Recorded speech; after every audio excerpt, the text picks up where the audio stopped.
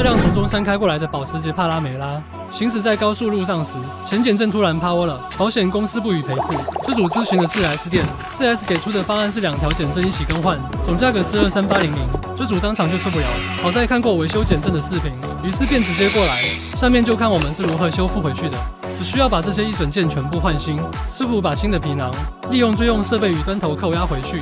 视频创作不易，都看到这里了，能不能点个赞鼓励鼓励，给我们前进的动力？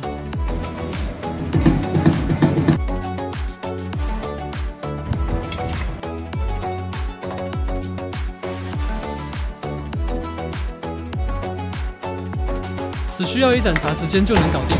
你们觉得这样维修收多少合适？评论区讨论一下。